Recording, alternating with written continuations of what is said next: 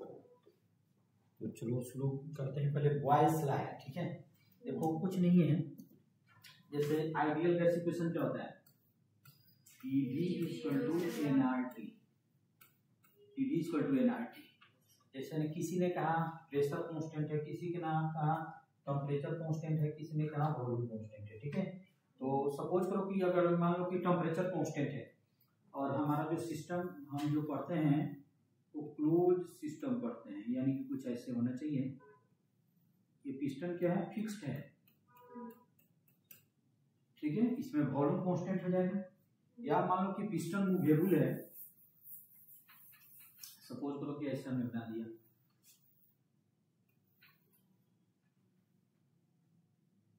एक movable piston लगा दिया, तो जो सिलेबस है उसमें है क्लोज सिस्टम पढ़ना, ठीक है। यानी कि नंबर ऑफ मोल्स क्या रहेगा, कांस्टेंट रहेगा। आर क्या होता है, कांस्टेंट ही होता है, तो ये दोनों तो कांस्टेंट ही हो गया, ठीक है। अब पी, वी और टी, इसमें तीन वेरिएबल है। एन कांस्टेंट रहेगा, हमारा जो सिलेबस है उसमें नंबर ऑफ मोल्स क्या रहेगा, कांस्टेंट रहेगा। और आर गैस कांस्टेंट तो होता ही, वो भी कांस्टेंट रहेगा। और टी टेम्परेचर है, ठीक है। तो सपोज करो कि मान लो कि फर्स्ट केस में if T is constant, T is constant ले लिया, ठीक है। तो टी इज कांस्टेंट ले लिया तो क्या हो जाएगा, ये भी कांस्टेंट हो जाएगा। तो इसमें हम लिख सकते हैं क्या, P is equal to constant, constant हो जाएगा। यानी कि P इज directly P is proportional to 1/v लिख सकते हैं, ऐसे भी लिख सकते हैं और ऐसे भी लिख सकते हैं। और इसी चीज को हम ऐसे लिख सकते हैं, P1 V1 equal to P2 V2। बता दो यस और नो, ठीक है। तो इसमें हम लिख सकते हैं P1 V1 equal to P2 V2 लिख सकते हैं, इसमें तो कोई डाउट नहीं है। अच्छा, तो इसको नोट करना है तो नोट कर लो कॉपी पे, बुकलेट पे मत करना, ठीक है। ये सब चीज फिर से मैं कराऊंगा, ठीक है।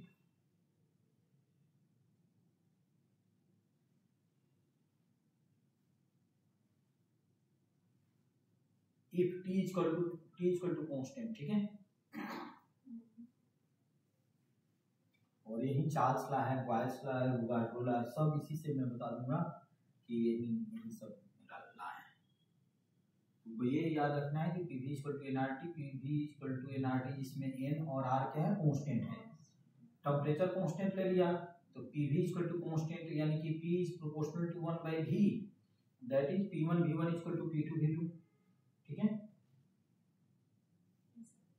अच्छा, उसके बाद में फिर से लिख देते हैं PV इक्वल टू nRT, ठीक है। अब सपोज करो कि हमने इसमें से कोई कांस्टेंट ले लिया, जैसे प्रेशर को कांस्टेंट ले लिया और n r तो कांस्टेंट हो सकता है। तो इफ P इज कांस्टेंट तो क्या हो जाएगा, इसमें V is proportional to T हो जाएगा और V/T इक्वल टू हम लिख सकते हैं क्या, कांस्टेंट लिख सकते हैं। V/T इक्वल टू क्या लिख सकते हैं, कांस्टेंट। या इसमें हम ऐसे लिख सकते हैं V1/T1 इक्वल टू V2/T2, ऐसे भी लिख सकते हैं, ठीक है। एक ये हो गया और थर्ड ये हो जाएगा, मान लो कि फिर से लिख दिया हमने PV इक्वल टू nRT, तो nR तो कांस्टेंट हो जाएगा, इसमें हमने V को कांस्टेंट ले लिया तो इसमें हम लिख सकते हैं क्या, P is proportional to T, और हम लिख सकते हैं P/T इक्वल टू क्या लिख सकते हैं, कांस्टेंट, और हम लिख सकते हैं P1/T1 इक्वल टू P2/T2, ऐसे कर सकते हैं, ठीक है। तो एक में टेम्परेचर कांस्टेंट ले लिया, एक में प्रेशर कांस्टेंट ले लिया, एक में वॉल्यूम कांस्टेंट ले लिया और ये लॉ हमने बता दिया।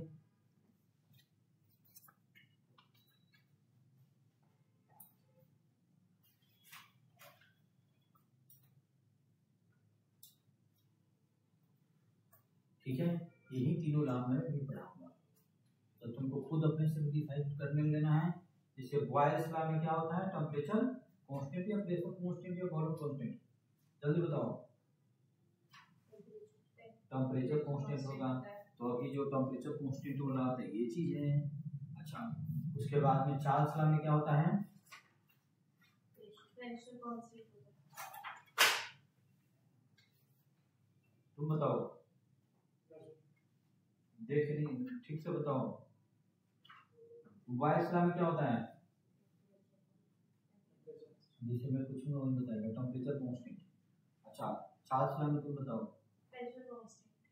अच्छा चलो लिखो, ठीक है, तो लिखो अब चार्ल्स बॉयल्स लॉ, बस यही ना, यही सब है चार्ल्स का बॉयल्स लॉ। तुमको खुद अपने से जो रिलेशन है वो रट्टा नहीं मारना है, ऐसे देख लेना है कि किसमें क्या कांस्टेंट होता है, उसके बाद में अपने से रिलेशन निकाल देना है, ठीक है। तो कॉपी पे लिखो बॉयल्स लॉ।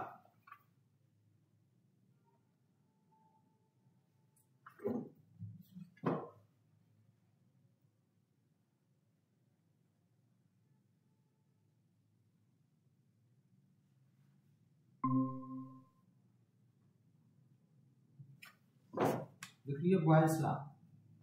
देखो it states that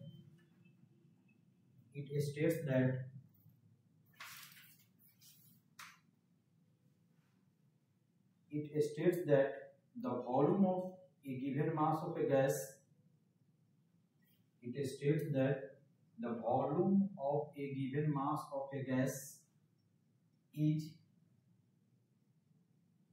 inversely proportional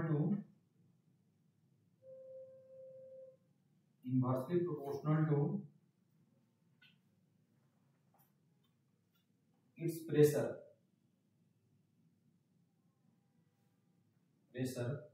if temperature of the gas remains constant,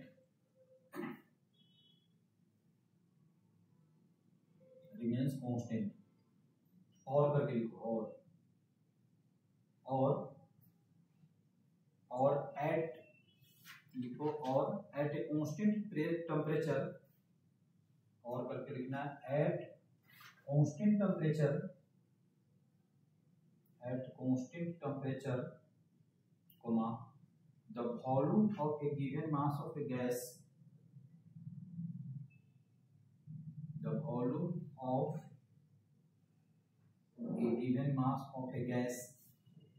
is inversely proportional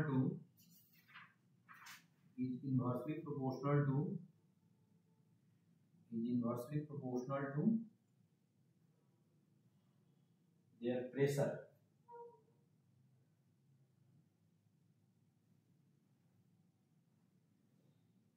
तो फिर से यहाँ पे हमने लिख लेंगे PV = nRT, तो इसमें N और R तो कांस्टेंट है, T भी तो कांस्टेंट है, तो PV = हम लिख सकते हैं क्या, कांस्टेंट लिख सकते हैं ना, या V = हम लिख सकते हैं कांस्टेंट अपॉन में क्या लिख सकते हैं P, तो V is proportional to 1/P लिख सकते हैं, बता दो यस और नो, ठीक है।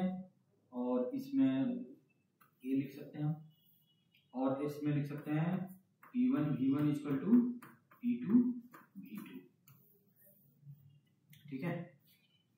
अच्छा सुनो, इसमें बताओ पीवी का ग्राफ कैसे होगा, ये थर्मोडायनेमिक्स में मैंने कराया था इस चीज को, पीवी का ग्राफ कैसे होगा,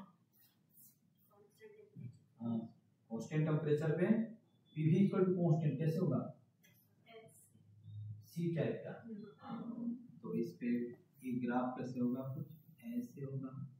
अच्छा दूसरा ग्राफ बता दो, ये मान लो कि दूसरा ग्राफ है तुम्हारा P और ये है तुम्हारा 1/V, ये कैसे होगा, कैसे, देखो यहाँ पे y = क्या है mx, mx करके है, तो y = mx क्या होता है, ओरिजिन से होता है, तो इसका ग्राफ कुछ ऐसे होगा। चलो जल्दी नोट कर लो,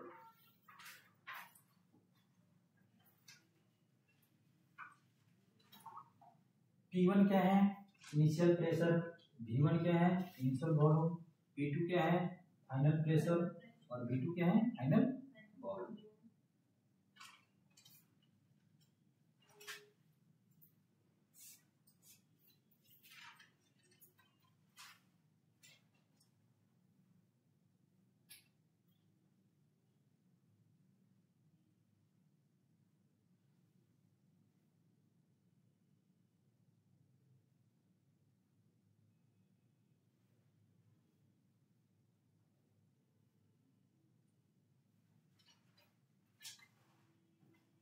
ठीक है, ठीक है। उसके बाद में नेक्स्ट लिखो Charles law.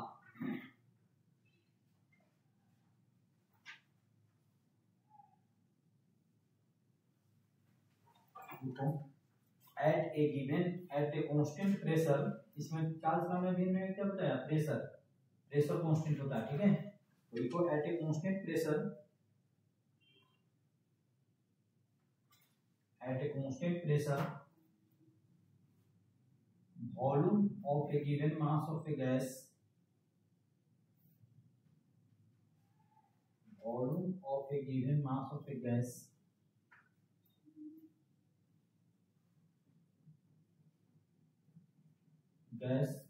is directly proportional to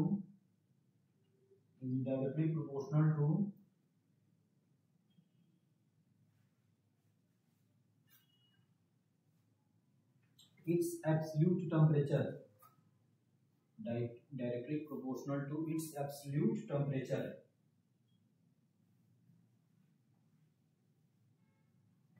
its absolute temperature। absolute temperature क्या होता है, क्या, temperature in kelvin. Absolute temperature क्या होता है, ठीक है। तो हमने फिर से लिख दो फॉर्मूला वही पीवी इक्वल टू क्या लिखेंगे, एनआरटी। तो ये तो कांस्टेंट है, ये कांस्टेंट है, इसमें हमने प्रेशर क्या ले लिया, कांस्टेंट ले लिया। तो हम लिख सकते हैं ना V equal to N R upon में पी इंटू हम क्या लिख सकते हैं, टी लिख सकते हैं। बताओ यस और नो। और ये सभी क्वांटिटी क्या है, कांस्टेंट है। तो V इक्वल टू हम कोई कांस्टेंट के लिख सकते हैं टी, या V इज प्रोपोर्शनल टू क्या लिख सकते हैं, टी, ऐसे लिख सकते हैं। या ऐसे हम लिख सकते हैं V by T equal to क्या लिख सकते हैं, कांस्टेंट, ऐसे भी लिख सकते हैं। समझ में आ रहा है कि यस, यानी कि हम लिख सकते हैं V1 अपॉन में T1 equal to V2 upon में T2। ये फॉर्मूला, ठीक है। अब इसमें Vt का ग्राफ कैसे होगा जल्दी बता दो। V और यहाँ पे T क्या है, T केल्विन में। बताओ इसका ग्राफ कैसे होगा, स्ट्रेट लाइन कहाँ से जाए पास होगा, ओरिजिन से पास होगा, और इसका ग्राफ कुछ ऐसे होगा।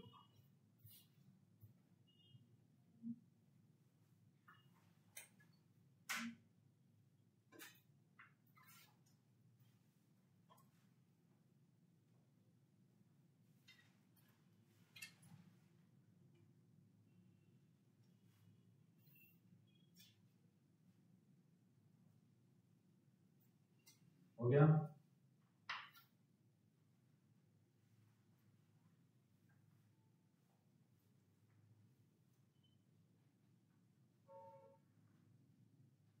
हो गया।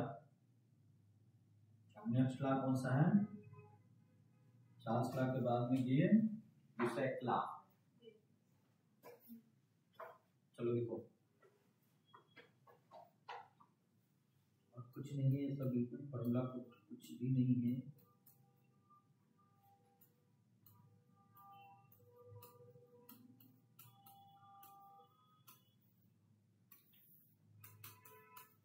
तो अभी हमने टेम्परेचर कांस्टेंट करके देख लिया, प्रेशर करके कांस्टेंट करके देख लिया। आप क्या कांस्टेंट करेंगे, वॉल्यूम करेंगे। तो लिखो at a constant volume, at a constant volume. तो पहले देख लो पीवी इक्वल टू लिख सकते हैं क्या, NRT.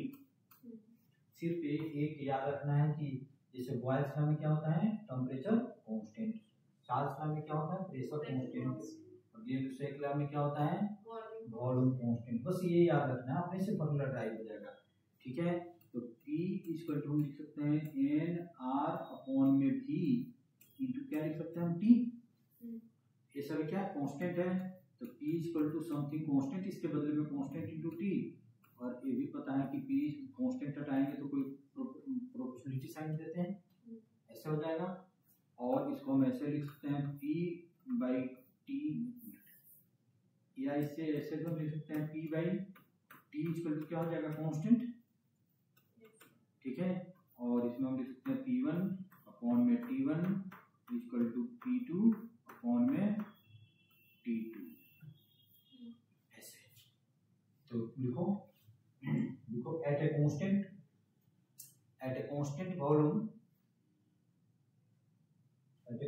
Volume comma the pressure of a given mass of a gas at a constant volume pressure of a given mass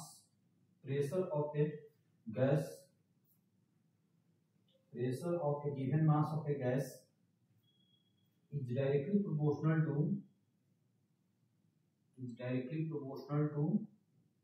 its absolute temperature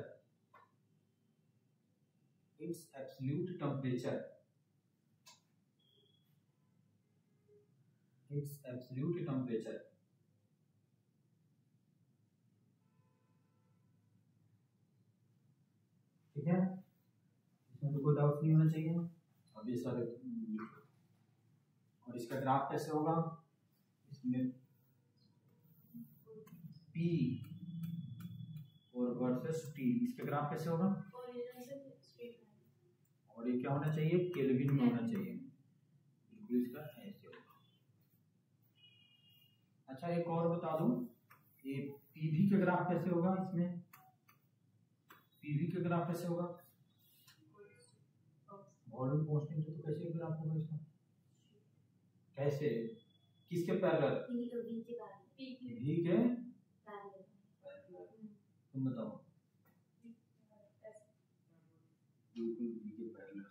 तो देखो अगर V के पैरेलल मैंने ऐसा ही होगा, तो इसमें देख रहे हो सभी जगह प्रेशर सेम है या वॉल्यूम कांस्टेंट,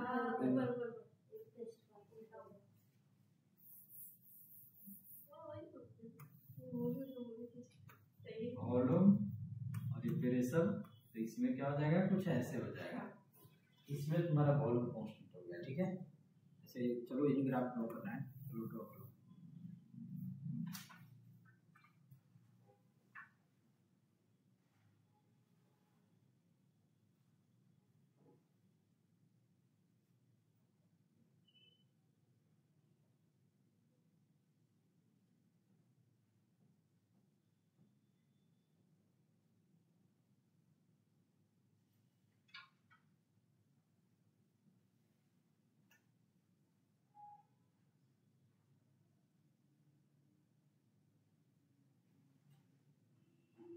हो गया, अब इस पे कुछ न्यूमेरिकल हम कराते हैं।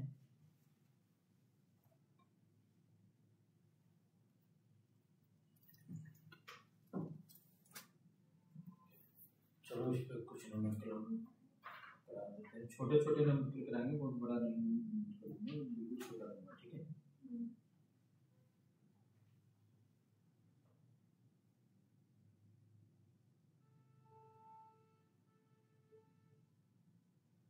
तो सभी फॉर्मूला याद है ना कि कैसे यूज करना है।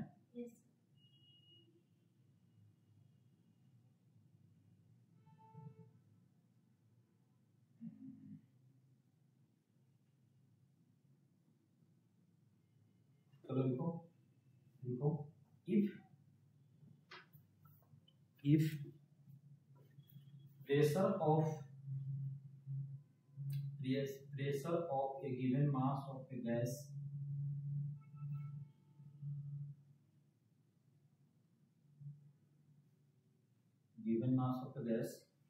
increase to twice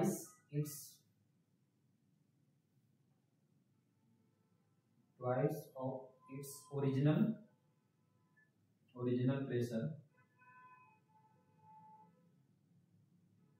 original pressure, हमें क्या लिखा है, If pressure of a given mass of a gas increase to twice of its original pressure, comma what will be the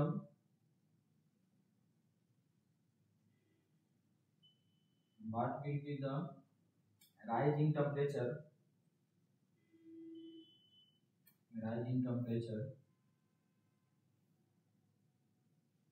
देखो, if initial temperature is 0 degree, bracket में लिखना for constant volume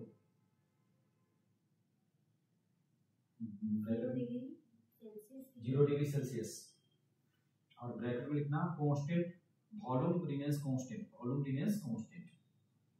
करके बता दो।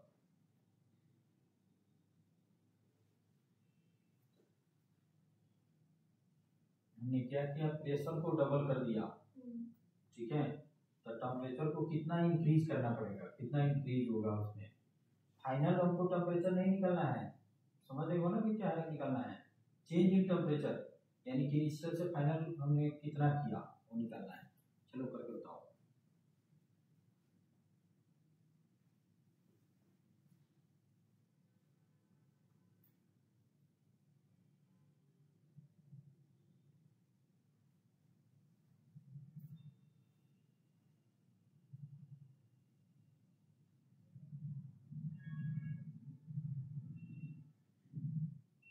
टेम्परेचर का ऐसे unit क्या होता है,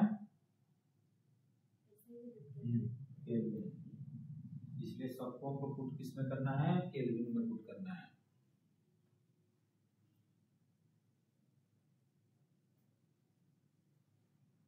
तो भी 2 मिनट मतलब करो।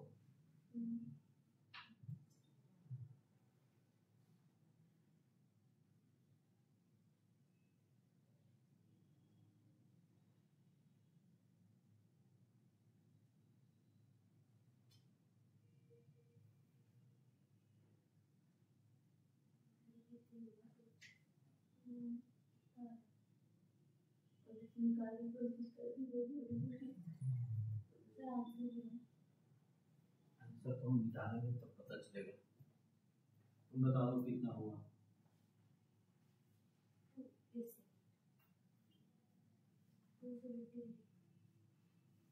270।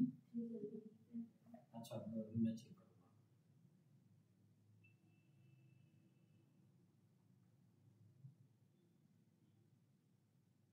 एकदम सिंपल था, देखो जैसे अभी हम कर देंगे पीवी इक्वल टू कितना लिखेंगे, एनआरटी, तो एन आर तो कांस्टेंट होता है, इसमें हमने वॉल्यूम को भी कांस्टेंट कर लिया, तो इसमें हम लिख सकते हैं क्या, P1 अपॉन में T1 इक्वल टू हम क्या कर देंगे P2 अपॉन में T2। तो प्रेशर हमने क्या कर दिया, डबल कर दिया। तो सपोज करो कि लेट हमने कर दिया P1 इक्वल टू P0, तो P2 फाइनल कितना हो जाएगा, 2P0 हो जाएगा। अच्छा T1 इक्वल टू कितना लिखा था मैंने, 0 डिग्री सेल्सियस, यानी कि इसको हम लिख सकते हैं 273 केल्विन लिख सकते हैं, और T2 इक्वल टू हमको तो फाइंड करना है T2 क्या होगा, ठीक है, तो इसमें पुट कर देते हैं, हम लिख देंगे P0 अपॉन में 273 इक्वल टू 2P0 अपॉन में कितना हो जाएगा, T2 हो जाएगा, ठीक है। तो इससे इसको कट कर देंगे, ठीक है। अब क्रॉस मल्टीप्लाई कर दो, तो T2 इक्वल टू कितना हो जाएगा, 2 इंटू 273, ठीक है, कितना केल्विन हो जाएगा, कितना हमने टेम्परेचर में राइज किया वो निकालना है। तो डेल्टा T इक्वल टू कितना हो जाएगा, T2 माइनस T1 हो जाएगा। तो T2 कितना है, 2 इंटू 273 माइनस 273 हो जाएगा, ठीक है। तो इसमें से 273 कॉमन ले लो, तो कितना हो जाएगा, 2 माइनस 1 दैट इज 1, तो 273 केल्विन यहीं आ गया, ठीक है।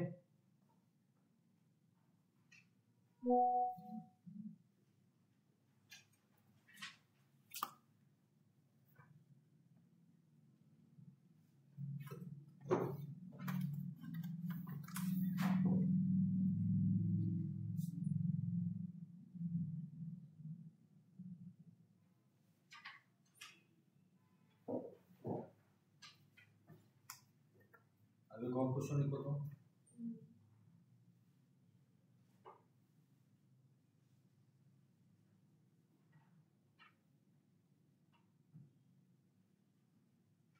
चलो बुकलेट्स में को लेकर आता हूँ, फिर उसके बाद में जैसे बराबर पहले बुकलेट से करता हूँ। बुकलेट का देखो क्वेश्चन नंबर, देखो यहाँ पे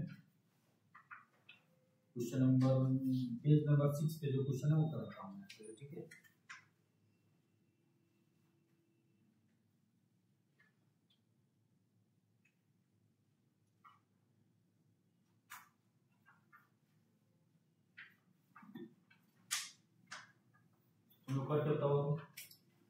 एकदम बिल्कुल इजी क्वेश्चन है, ठीक है, करके बता दो इसको।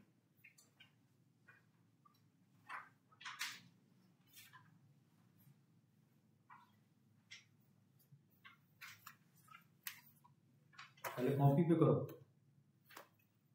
जो इस पे करोगे गलत हो जाएगा तो फिर पहले कॉपी पे करके बताओ।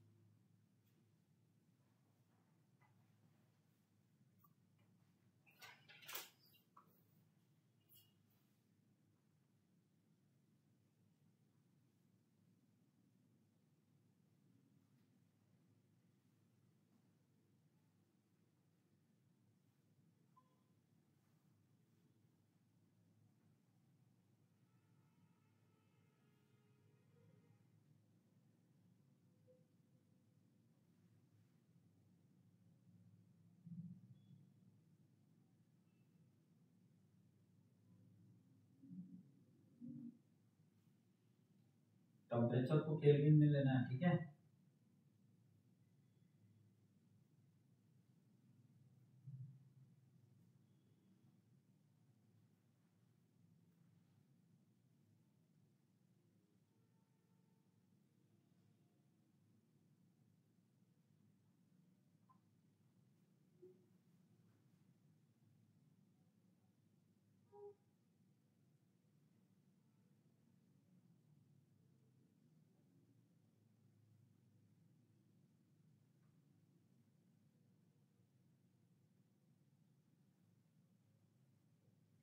हो गया या मैं करूँ?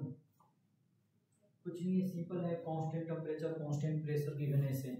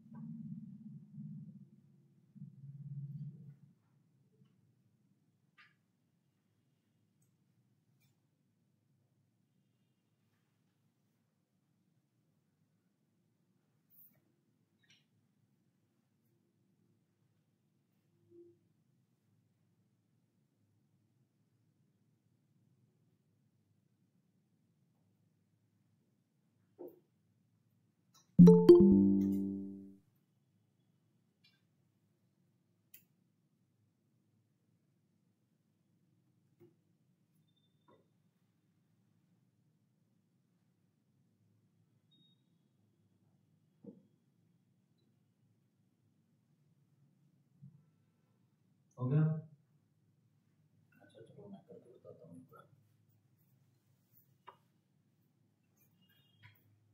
दिया हुआ है a gas at 27 degrees Celsius in a cylinder has volume 4 liter and pressure 100। अच्छा वॉल्यूम कैसे यूनिट क्या होता है? लीटर होता है वॉल्यूम कैसे? Metre cube. तो मीटर क्यूब और लीटर में क्या रिलेशन होता है?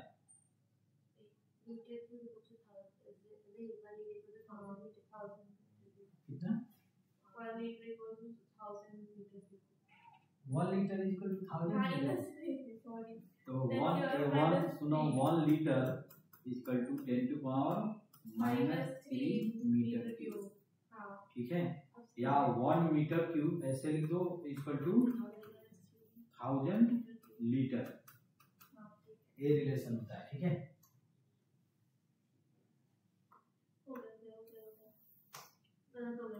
तो देखो इसमें, चलो कर लो, मैं करके बता रहा हूँ। दिया हुआ ए गैस एट 27 डिग्री सेल्सियस, यानी कि ये पेज नंबर 6 पे है। ठीक है, गिवन है इसमें टेम्परेचर गिवन है T1 equal to 27 degree Celsius, that means 27 plus 273 तो कितना हो जाएगा 300 केल्विन हो जाएगा। ठीक है, और सिलेंडर का वॉल्यूम गिवन है, गिवन है 4 litre, that is 4 into 10 to power कितना लिख देंगे -3 मीटर क्यूब कर देंगे। ठीक है, अच्छा इतना तो गिवन है। प्रेशर गिवन है, इनिशियल प्रेशर गिवन है तुम्हारा 100 पास्कल, यानी कि 100 न्यूटन पर मीटर स्क्वायर, इसी का कॉमन नेम क्या होता है, पास्कल होता है। ठीक है, द फर्स्ट में, इसमें फर्स्ट पार्ट में गिवन है the gas first compressed at constant temperature so that, अब इसमें फर्स्ट किसमें टेम्परेचर को क्या रखना है, कांस्टेंट रखना है, तो Pv इक्वल टू सिर्फ लिख दो nRT, तो nR तो कांस्टेंट होता ही है, इसमें आपको टेम्परेचर को भी कांस्टेंट कर देना है, तो क्या हो जाएगा Pv equal to constant, that is P1 V1 equal to कितना हो जाएगा P2 V2।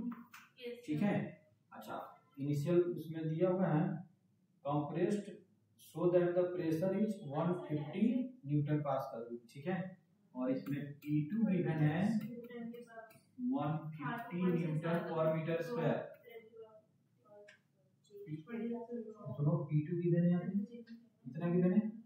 ठीक है, तो हमको calculate the change in volume निकालना है, तो चेंज इन वॉल्यूम का मतलब क्या होगा, डेल्टा भी निकालना है, तो इसको पुट कर दो। तो देखो जैसे लिख दिया, तो प्रेशर कितना है, फर्स्ट में प्रेशर है 100 और वॉल्यूम है 4 इंटू 10 टू पावर कितना हो जाएगा -3, हालांकि लीटर में भी रहने देंगे तो कोई बात नहीं, और तुम्हारा प्रेशर फाइनल कितना हो जाएगा 150, और V2 तो हमको फाइंड ही करना है। ठीक है, तो इसको हम ऐसा करते हैं, V2 इक्वल टू कितना हो जाएगा 400 इंटू 10 टू पावर कितना हो जाएगा -3 अपॉन में 150, तो ये कितना हो जाएगा V2 इक्वल टू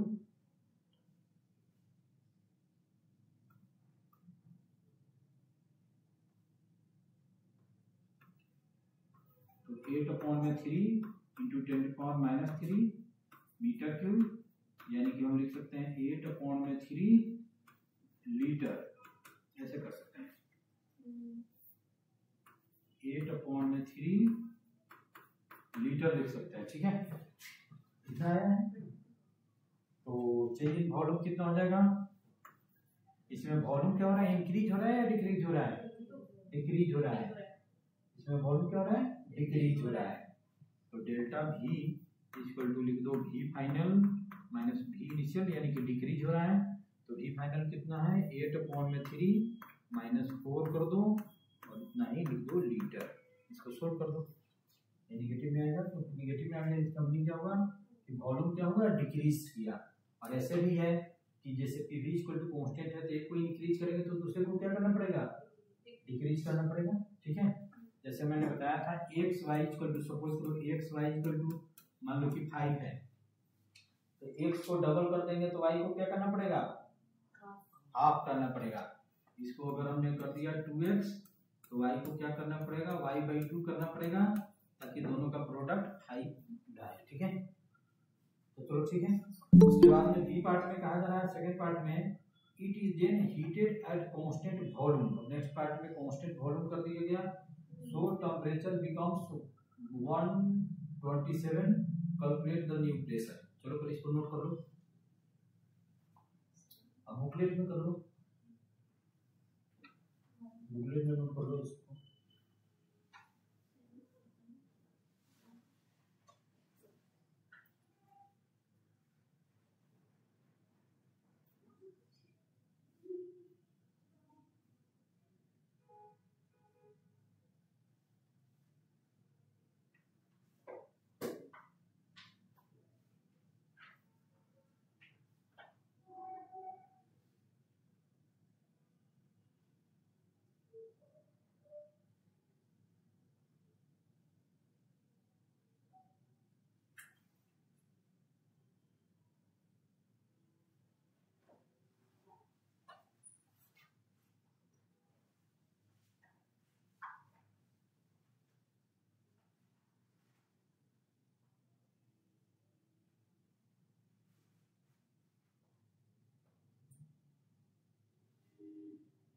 हो गया?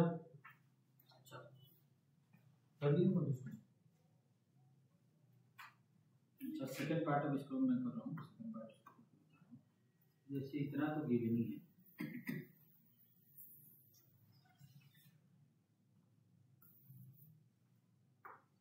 अब सेकंड पार्ट में गिवन है कि इसमें हीटेड एट कांस्टेंट वॉल्यूम, फिर लिखो Pv इक्वल टू nRT। अब इसमें volume constant, n constant, T constant, तो P1 अपॉन में T1 इक्वल टू कितना हो जाएगा P2 अपॉन में T2, ठीक है। और इसमें T2 गिवन है तुम्हारा, T2 गिवन है 127 डिग्री सेल्सियस, यानी कि कितना हो जाएगा 400 हो जाएगा 400 केल्विन, ठीक है। तो इस फॉर्मूला में पुट कर दो। तो प्रेशर इनिशियल कितना है 100, इनिशियल टेम्परेचर कितना है 273, यानी कि 300 कर दो। फाइनल प्रेशर तो हमको निकालना है और इसको क्या कर देंगे 400 कर देंगे। तो इससे कैंसिल आउट हो जाएगा। तो P2 इक्वल टू कितना हो जाएगा 400 अपॉन में 3, इतना क्या हो जाएगा newton per metre square. Calculate the new pressure, तो इसमें न्यू प्रेशर ही निकालना, न्यू प्रेशर कितना हो जाएगा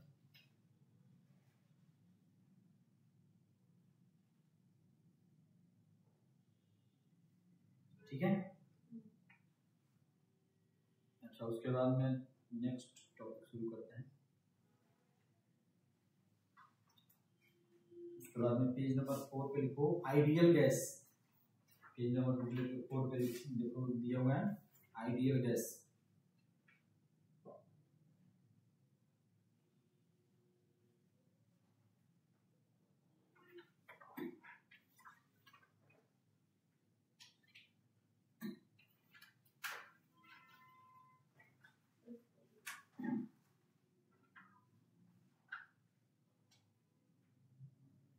आइडियल गैस क्या होता है जल्दी बताओ। और ये क्या लिखा हमने Pv इक्वल टू, ये क्या चीज होता है Pv equal to nRT, ideal gas equation. तो जो गैस इस लॉ को फॉलो करे उसको हम क्या बोलेंगे आइडियल गैस बोलेंगे। समझ रहे हो, आइडियल गैस वो होता है जो आइडियल गैस इक्वेशन को क्या करे फॉलो करे, ठीक है। तो रियल गैस और आइडियल गैस में कुछ डिफरेंसेस होते हैं और ये सब हम क्या आइडियल गैस के लिए यूज करते हैं, रियल गैस के लिए यूज नहीं करते हैं, ठीक है। जैसे Pv इक्वल टू nRT या जो भी हम फॉर्मूला आगे ड्राइव करेंगे उसमें सम एजम्पशन हम लेते हैं, ठीक है। हम एजम्पशन लेते हैं कि ये सब चीज आगे मैं पढ़ाऊंगा। जो गैस मॉलिक्यूल है वो क्या है एक hard sphere type treated as a hard sphere, यानी कि गैस मॉलिक्यूल को हम एक हार्ड स्फीयर लेते हैं। दो गैस मॉलिक्यूल के बीच में जो कोलिजन होता है उसको हम परफेक्टली इलास्टिक लेते हैं। समझो इसमें 7 या 8 एजम्पशन है, एजम्पशन एज्यूम करके फिर हम निकालते हैं Pv इक्वल टू nRT। तो ये रियल गैस नहीं है, रियल गैस को जैसे हम जो भी गैस का फिनोमेनन हम करते हैं वे सब आइडियल पढ़ते हैं, रियल क्यों नहीं पढ़ते हैं क्योंकि वो इक्वेशन क्या।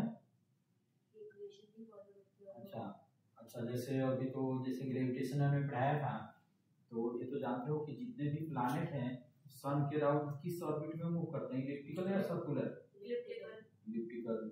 लेकिन जो हमने टाइम पीरियड निकाला, ऑर्बिटल वेलोसिटी निकाला, एनर्जी निकाला, सबको हमने क्या लिया सर्कुलर, सर्कुलर लिया था, इलिप्टिकल क्यों नहीं बताओ। तो कहोगे कि गलत पढ़ाया गया मुझे, क्योंकि वो वाला फॉर्मूला फॉलो नहीं करते हैं। नहीं वो जो है ना जैसे इलिप्स लेकर अगर करें तो उसमें सेकेंड ऑर्डर का डिफरेंशियल इक्वेशन आ जाता है जो सोल्व करना काफी टफ है। तो तुम लोग तो अभी बच्चे हो स्कूल में पढ़ते हो, ठीक है। जब कॉलेज में जाओगे तो सब चीज पढ़ाया जाएगा। और यहाँ पे जैसे हम न्यूट्रॉन प्रोटॉन के लिए Vf इक्वल टू में लगा देते हैं, लगाते हैं ना, इलेक्ट्रॉन के लिए भी न्यूट्रॉन के लिए।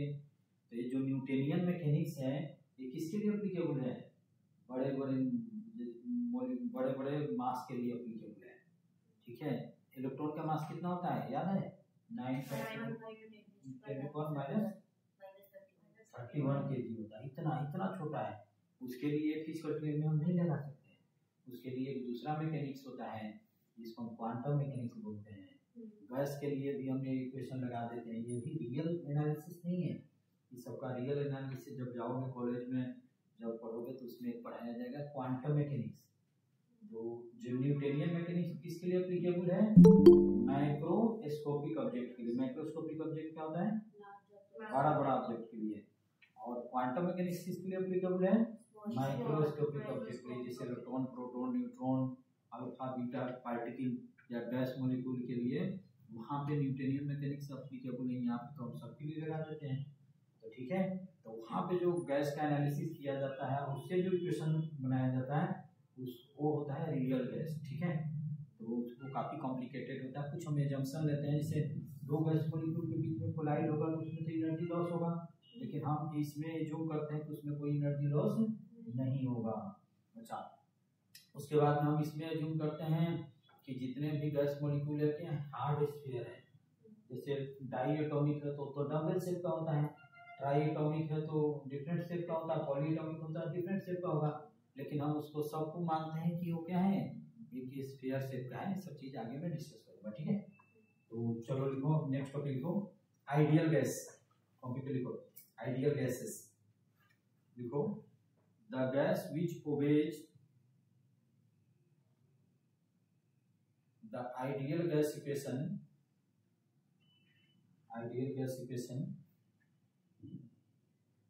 ब्रैकेट में लिखना PV equal to nRT, PV equal to nRT at all temperatures and pressures,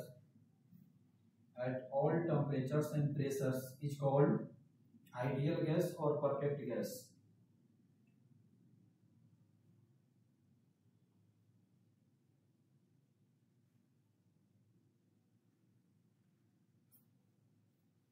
ठीक है, the gas which obeys the ideal gas equation PV equal to nRT at all temperatures and pressures is called ideal gas or perfect gas। ठीक है, देखो इसमें लिखा हुआ booklet खोलो, page number 6 page number 4। देखो while driving the ideal gas equation यानी कि PV equal to nRT हम जब ड्राइव करते हैं the following two assumptions are used। First assumption हम ले लेते हैं size of gas molecule is negligibly small.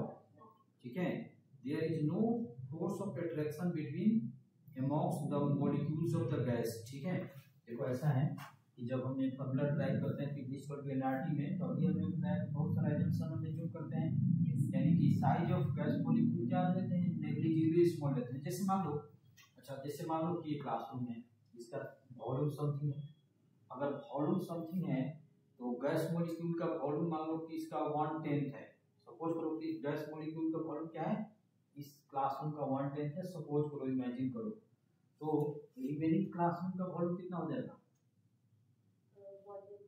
कम हो जाएगा। लेकिन क्लासरूम का इतना वॉल्यूम है और गैस मॉलिक्यूल का सपोज करो कि एकदम छोटा सा वॉल्यूम है, तब तो इसको हम नेग्लेक्ट कर सकते हैं, है ना, उसको हम क्या कर सकते हैं, नेग्लेक्ट कर सकते हैं। इसीलिए हम जैसे अब जितने भी गैस मॉलिक्यूल है सबके लिए कितना स्पेस, सेम स्पेस अवेलेबल है, समझ रहे हो ना। अगर गैस मॉलिक्यूल बड़ा बड़ा होता तो सबके लिए स्पेस क्या हो जाता, कम हो जाता, समझ रहे हो ना।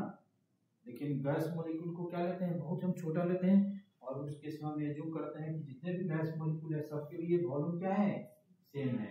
अच्छा, जैसे दो गैस मॉलिक्यूल के जैसे मास m1 है, इसका मास m2 है, इसके बीच का डिस्टेंस r है, तो ये फॉर्मूला तो लगेगा G m1 m2 अपॉन में r²। ये तो किसी भी ऑब्जेक्ट के लिए एप्लीकेबल है, ये तो उसके बीच में तो इंटरेक्शन होगा, लेकिन उसको हम कंसीडर नहीं करते हैं। ठीक है, तो लिखो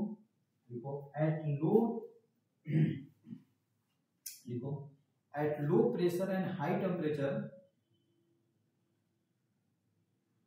at low pressure and high temperatures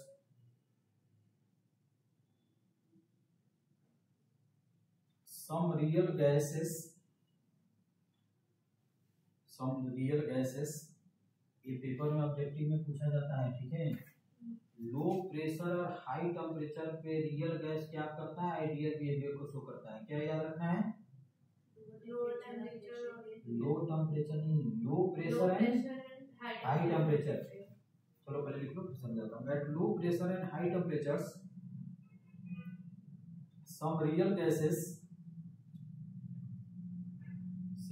real gases like hydrogen, oxygen, nitrogen, some real gases like hydrogen, oxygen, nitrogen behaves like an ideal gas, behaves like an ideal gas, behaves like an ideal gas। ठीक है। अच्छा अब तुम लोग एक graph draw करके बता दो। अच्छा एक ग्राफ ड्रॉ करके बता दो। जैसे इस केस में हमने टी को क्या लिया, कांस्टेंट लिया, ठीक है। तो एक पी का ग्राफ ड्रॉ करके बता दो। एक तुम ड्रॉ करके बता दो टी, यहाँ पे भी, और एक ग्राफ ड्रॉ कर दो टी और यहाँ पे टी। तीनों ग्राफ ड्रॉ कर बता दो। इस तीनों केस में टेम्परेचर को क्या लेना है, कांस्टेंट लेना है।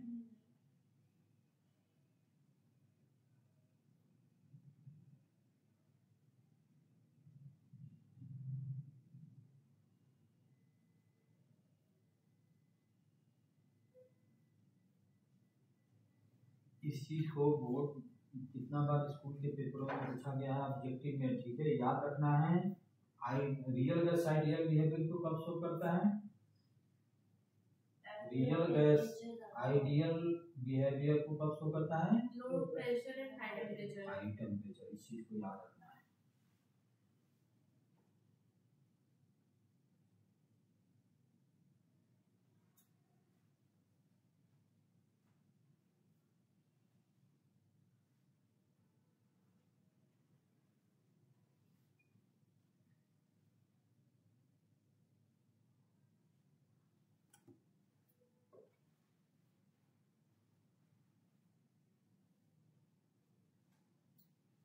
हो गया। अच्छा सबका हो गया, दिखाओ तुम अपना दिखाओ।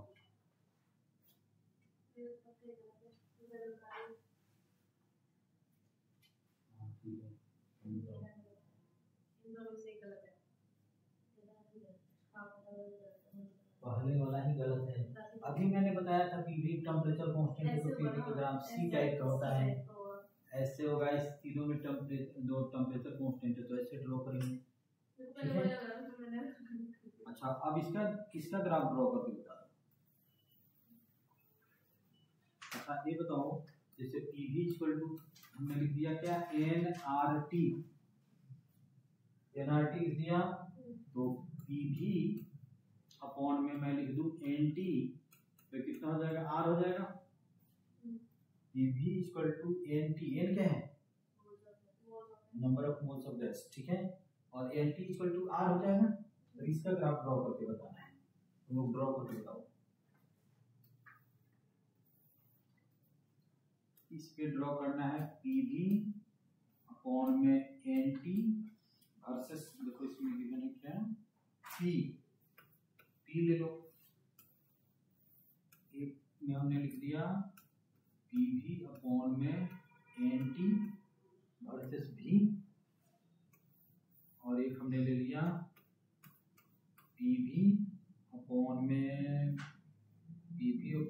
N t versus T. तीनों का ग्राफ ड्रॉ करो, बताओ कैसे होगा। तो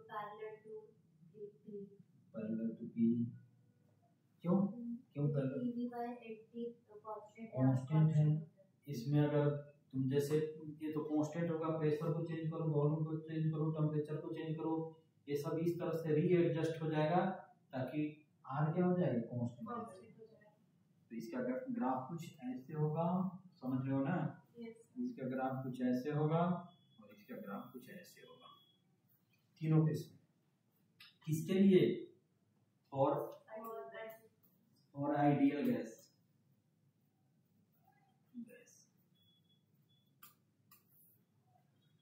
आइडियल गैस। समझ में आया?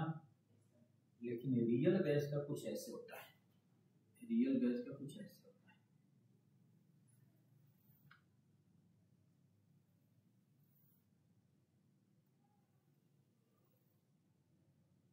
अच्छा, यहाँ पे टेम्परेचर मान लो कि T1 है, यहाँ पे टेम्परेचर T3 है, उससे कोई फर्क नहीं पड़ेगा, T3 T1 कुछ भी लिख दें, जैसे T1 है T3,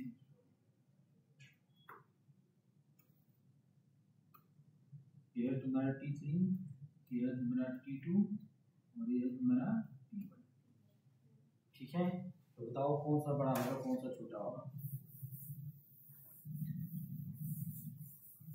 कौन सा टेम्परेचर ज्यादा होगा कौन सा टेम्परेचर कम होगा। ये है तुम्हारा क्या, आइडियल गैस के लिए, आइडियल गैस के लिए तो कौन सा टेम्परेचर ज्यादा होगा, T3 T2 T1।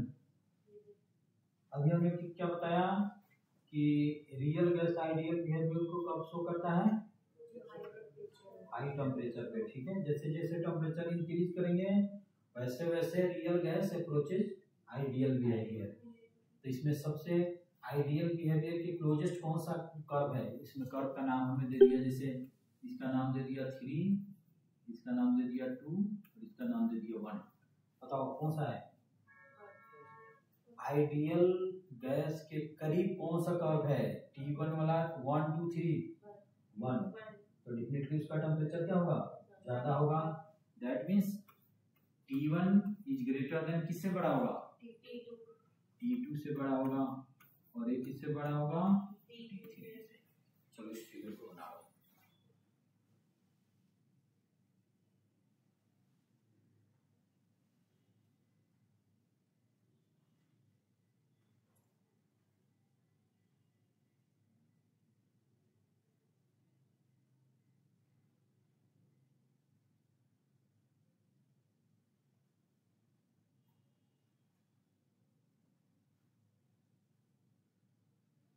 और ये सब एनसीईआरटी में है, ये सब पूछा जा सकता है, इसलिए इसको अच्छी तरह से करना है। ठीक है,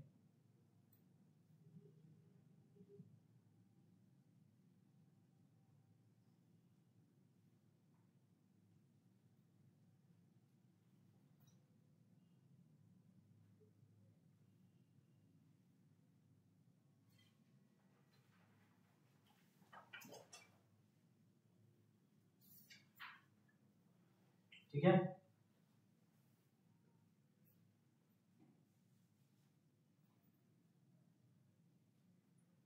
ठीक है।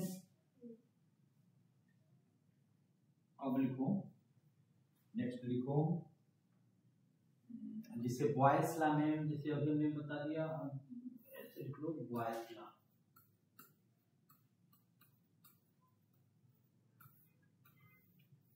इसका बताओ पीवी का डायग्राम कैसे होगा,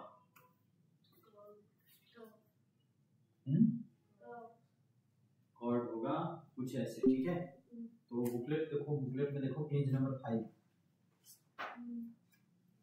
पेज नंबर 5 में देखो डॉट डॉट से दिखाया गया है, वो किसके लिए दिखाया गया है, आइडियल गैस, और जो सॉलिड लाइन से दिखाया हुआ है वो किसके लिए है, रियल गैस है। ठीक है, तो अगर मान लो कि कोई टेम्परेचर, जैसे देखो टेम्परेचर किस पे दिखाया हुआ है, T1 पे दिखाया हुआ है। ठीक है, देख रहे हो ना, T1, और हम जैसे आइडियल गैस इक्वेशन कैसे ड्रॉ करते थे, याद है, ऐसे ऐसे करते थे, तो इसमें हम ऐसे ड्रॉ करते हैं। अभी थोड़ा समझ लेना है, उसके बाद में ड्रॉ करना है। ठीक है, पी भी, ठीक है,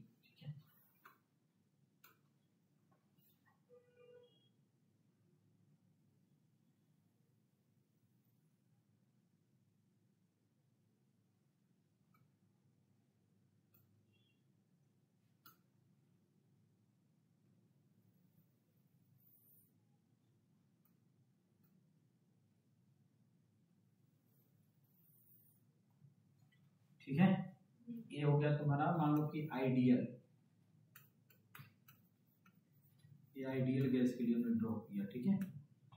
अच्छा, तो ये मान लो कि टेम्परेचर है T1, इसका टेम्परेचर है T2, इसका टेम्परेचर है T3। तो बताओ इसमें कौन सा, जैसे आइडियल गैस इक्वेशन के क्लोज कौन सा है, T2 वाला है T3 वाला? T3। तो T2 और T3 में किसका टेम्परेचर ज्यादा होगा? नहीं, T3 तो आइडियल है, ये इसमें T1 और T2 में T2 का, T1 का सबसे कम होगा, समझ रहे हो ना। तो जैसे जैसे हम टेम्परेचर इंक्रीज करेंगे ये कर्व क्या होगा, क्लोज टू आइडियल भी है, आइडियल गैस, ठीक है। तो तुम लोग यही ड्रॉ करो, यही ड्रॉ कर लो। ये तुम्हारा T3, समझ रहे हो ना। यानी कि हमने इसमें ये शो किया कि जैसे जैसे टेम्परेचर को हम इंक्रीज करते हैं real gas approaches to ideal behaviour. जैसे आइडियल गैस के लिए है,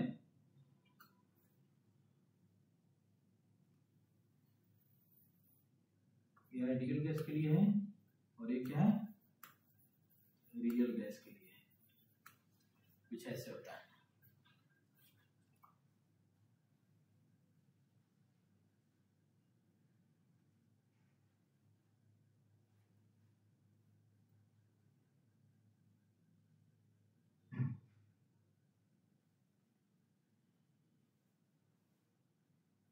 इसमें नोट कर लेना है, ये किसके लिए है, रियल गैस के लिए, ये किसके लिए है, आइडियल गैस के लिए। ये सब मैं करा दिया, ये सब पूछा नहीं जाएगा, लेकिन ये पूछा जा सकता है ग्राफ, ये वाला ग्राफ पूछा दिख जाता है स्कूल में।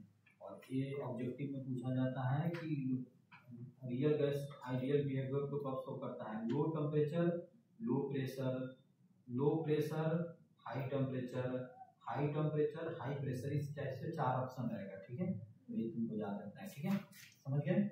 अच्छा, उसके बाद में नेक्स्ट अब है चार्ल्स लॉ।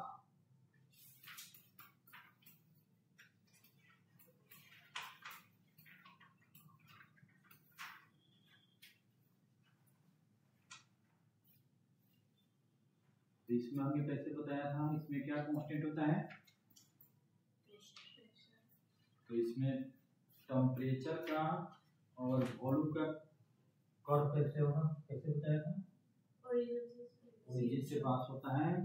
और एक हमारा इसके लिए हम कैसे करते थे, आइडियल गैस के लिए करते थे, आइडियल गैस के लिए होता है। और ये क्या होता है, बिल्कुल स्ट्रेट होता है, पासिंग थ्रू ओरिजिन। लेकिन ये कुछ रियल गैस के लिए कुछ ऐसे होता है। ये हो गया तुम्हारा किसके लिए, रियल गैस के लिए।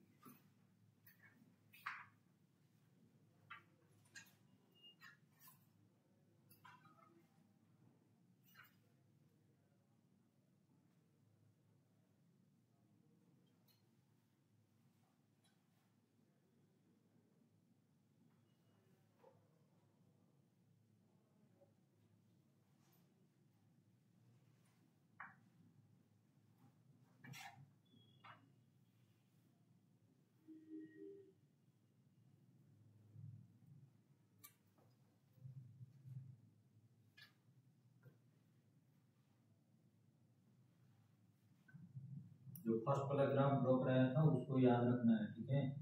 ये सब तो नहीं आएगा, लेकिन वो पूछा जाता है।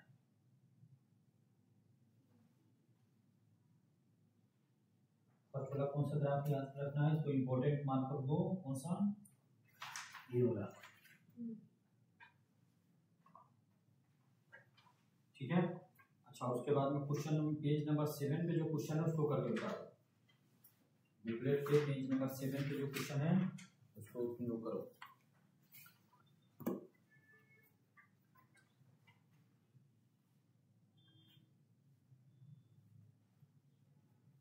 और इसके लिए टाइम रहेगा 3 मिनट्स।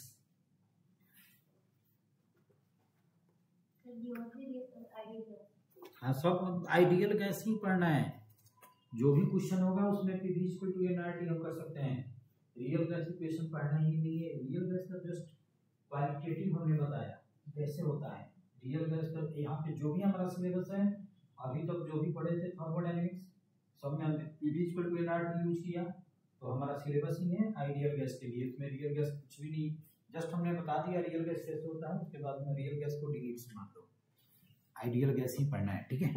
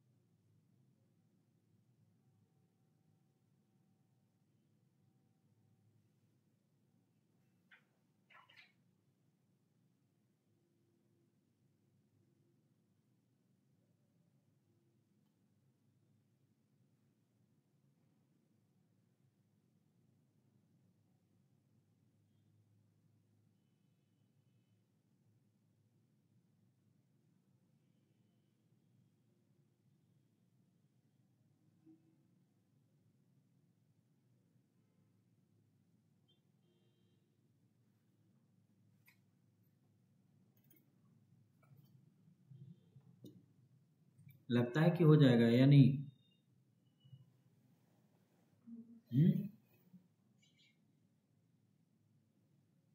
देख लो, अगर नहीं होगा तो फिर मैं करके बताऊंगा। कुछ नहीं, एकदम सिंपल है। अच्छा, एक बता दो, एक केमिस्ट्री के बात है, एक मोल में कितने मॉलिक्यूल होता है? एवोगाड्रो नंबर इक्वल टू, बस हो गया 6.02 इंटू 10⁻23, बस इसी का यूज करना है।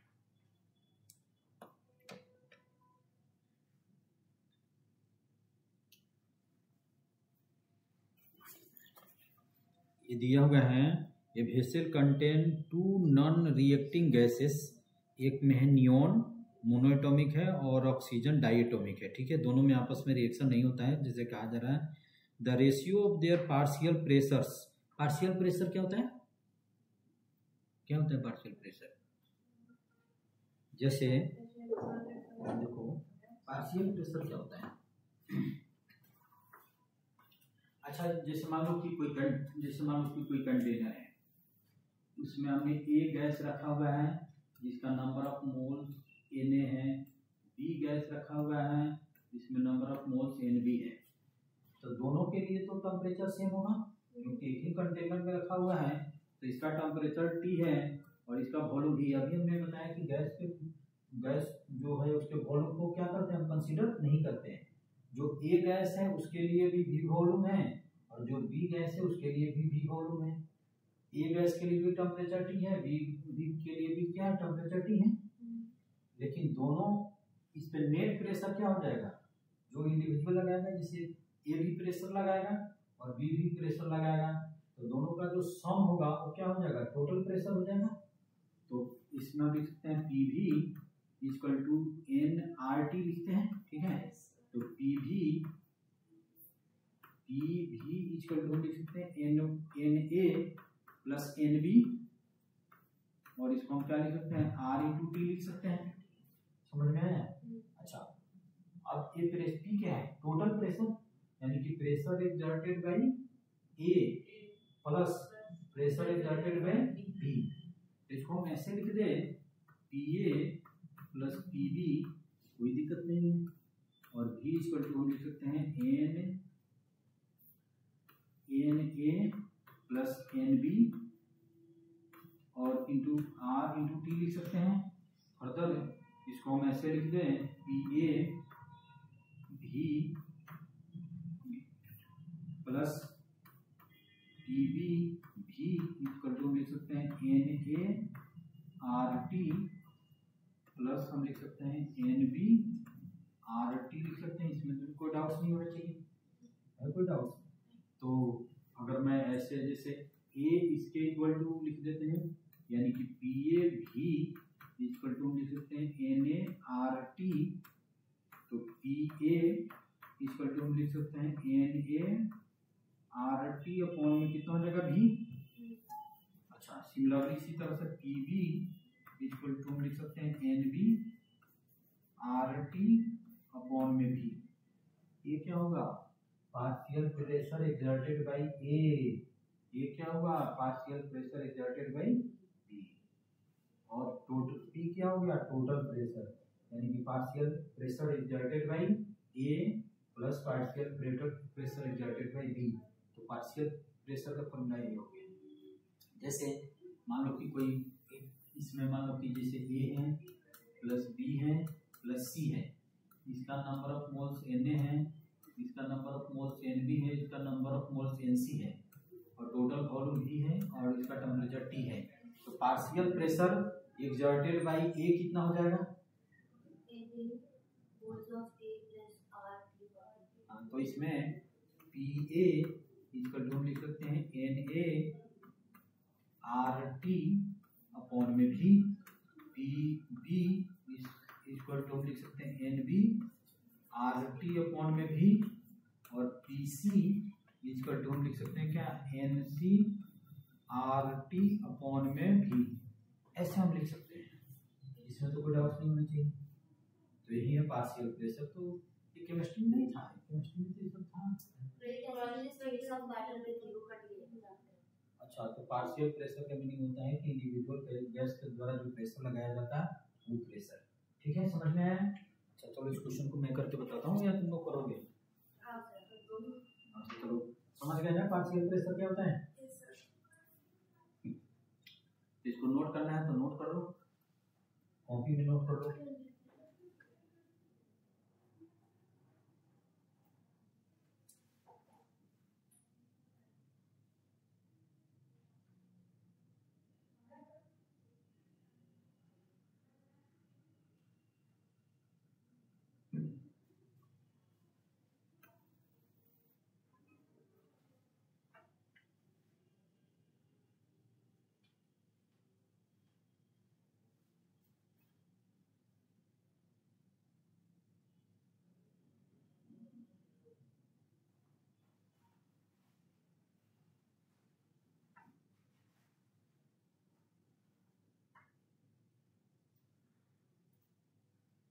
इसमें 2 क्लास और लगेंगे, तो कल रख लूँ तुम लोग का क्लास? कल बताओ 12 बजे, 12:30 बजे, 12:30। अच्छा चलो ठीक है, ऑनलाइन ही रख लेता हूँ क्लास का, क्योंकि एक चीज़ तो इसमें डेरिवेशन है जो तुम लोग को समझना है, और सब तो इसी टाइप से है।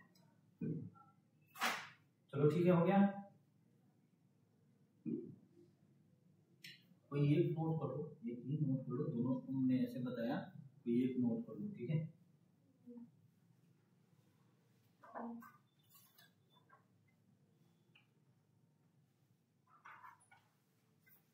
तो चलो इसको क्वेश्चन को मैं करके बता रहा हूँ। पेज नंबर है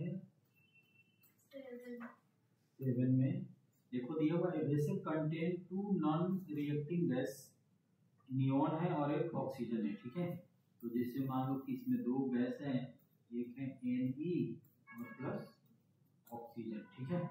इसका मान लो कि N, इसको A मान लेते हैं, इसको B मान लेते हैं, तो Na हो गया और इसका हो गया Nb, वॉल्यूम V है, टेम्परेचर T है। तो partial pressure A equal to हम लिख सकते हैं N A R T upon में भी, और partial pressure B equal to हम लिख सकते हैं N B R T upon में भी। इसमें तो कोई डाउट नहीं होना चाहिए। अच्छा, दोनों का दिया हुआ है the ratio of their partial pressure, यानी कि नियोन को हमने ये लिया ए गिवन है तुम्हारा पी ए अपॉन में पी बी इक्वल टू पहले लिख दो, हम लिख सकते हैं N A R T upon में भी into N B R T upon में भी लिख सकते हैं, इक्वल टू गिवन है कितना 3/2। तो इस भी से भी कैंसिल आउट हो जाएगा, आर टी से आर टी कैंसिल आउट हो जाएगा, तो पी ए अपॉन में पी बी इक्वल टू कितना हो जाएगा एन ए अपॉन में एन बी इक्वल टू 3/2। इसमें भी कोई डाउट नहीं होना चाहिए। अच्छा, तो एन ए का कितना मॉलिक्यूल हो गया 3, और एन बी का कितना मॉलिक्यूल हो गया 2, सॉरी नंबर ऑफ मोल्स हो गया। तो हमको क्या निकालना है, फर्स्ट में निकालना है द नंबर ऑफ मॉलिक्यूल्स, तो कितना हो जाएगा 18.0। अच्छा देखिए, यानी कि हमको फाइंड करना है, ए पार्ट में हमको फाइंड करना है N A into N A क्या हो गया एवोगाड्रो नंबर, और ए स्मॉल एन क्या हुआ number of moles of A upon N A into N B को निकालना है, यही निकालना है, नंबर ऑफ मॉलिक्यूल्स इतना ही हो जाएगा। तो इसमें 6 इंटू 10⁻23 और अपॉन में 6 इंटू 10 कितना हो जाएगा 23, चाहे छोड़ो ये तो कैंसिल आउट हो जाएगा, समझ रहे हो ना, ये दोनों तो कैंसिल आउट नहीं हो जाएगा, तो कितना हो जाएगा 3/2 दैट इज 1.5, इतना ही हो जाएगा।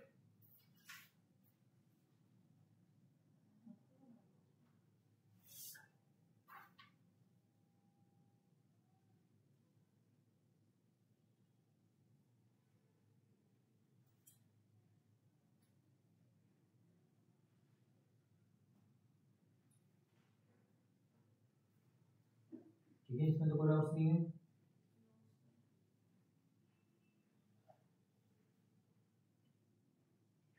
अब बी पार्ट में निकालना है मास डेंसिटी ऑफ नियोन और मास डेंसिटी ऑफ ऑक्सीजन, यानी कि बी पार्ट में हमको निकालना है सेकंड पार्ट में डेंसिटी ऑफ नियोन अपॉन में डेंसिटी ऑफ ऑक्सीजन। तो डेंसिटी क्या होता है मास अपॉन में वॉल्यूम, तो मास तो दोनों का सेम ही होगा, समझ रहे हो ना। तो इसमें हम लिख सकते हैं मास ऑफ नियोन अपॉन में वॉल्यूम अपॉन में मास ऑफ ऑक्सीजन अपॉन में वॉल्यूम, तो वॉल्यूम कैंसिल आउट हो जाएगा, तो ये कितना क्या नहीं वॉल्यूम से होगा, वॉल्यूम तो दोनों के लिए सेम ही होगा, नहीं सॉरी वॉल्यूम सेम होगा, mn अपॉन में m ऑक्सीजन,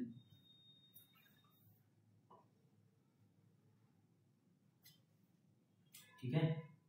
अच्छा, मोल में और मास में क्या रिलेशन होता है,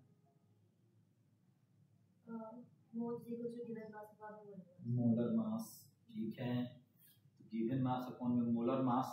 तो इसको मैं ऐसे लिख सकता हूँ जैसे number of moles of neon equal to कितना लिख सकता हूँ स्मॉल mn अपॉन में कैपिटल, ऐसे लिख सकता हूँ, यानी कि number of moles of neon equal to mass of neon upon में मोलर मास ऑफ नियोन, लिख सकता हूँ ना। अच्छा, तो इससे हम क्या निकाल लेते हैं स्मॉल mn इक्वल टू हम लिख सकते हैं small n into molar mass of neon, capital N क्या है मोलर मास, ऐसे लिख सकता हूँ। और सिमिलरली MO को भी हम लिख सकते हैं NO into capital M O लिख दे तो कोई दिक्कत नहीं है। अच्छा, अब इसको हम पुट कर देते हैं यहाँ पे, तो ये कितना हो जाएगा, स्मॉल एन एन अपॉन में कैपिटल एम एन और स्मॉल एन ओ और कैपिटल एम ओ। ठीक है, इसमें भी कोई डाउट नहीं होना चाहिए। अच्छा देखो, इसमें गिवन है जैसे एन ए अपॉन में, इसी को हमने एन ले लिया, नियॉन को हमने क्या लिया था, ए लिया था, तो इसको हम ऐसे भी लिख सकते हैं क्या, स्मॉल एन एन अपॉन में ओ। ठीक है, तो ये तुम्हारा कितना हो जाएगा 3/2, और देखो दिया हुआ मोलर मास ऑफ नियॉन का गिवन है 20.2 अपॉन में, और इसका गिवन है 32। अब रिमेनिंग काम तुम लोग सोल्व कर दो, इसको हटा देना।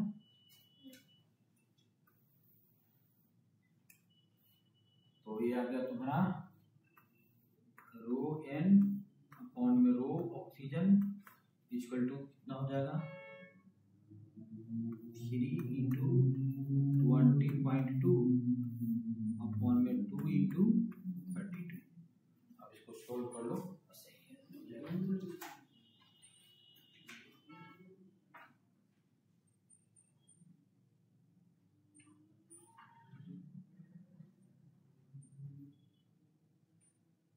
अच्छा चलो, कल तुम ऑनलाइन क्लास रखेंगे, तो कल ऑनलाइन रखेंगे, लेकिन संडे को फिजिकल क्लास रखेंगे। ठीक है, तो कल ऑनलाइन मैं कराऊंगा, जो पहले कर लो, जो डाउट्स होगा वो फिर आगे संडे को पूछ लेना कि इसमें डाउट्स हुआ। ठीक है, एक डेरिवेशन में कराऊंगा। ठीक है, और डेरिवेशन फिजिकल नहीं कराना है। अच्छा चलो, हम डिसाइड कर लेंगे। ठीक है, समझ हो गया? कोई डाउट्स है तो पूछो इसमें। चलो ठीक है।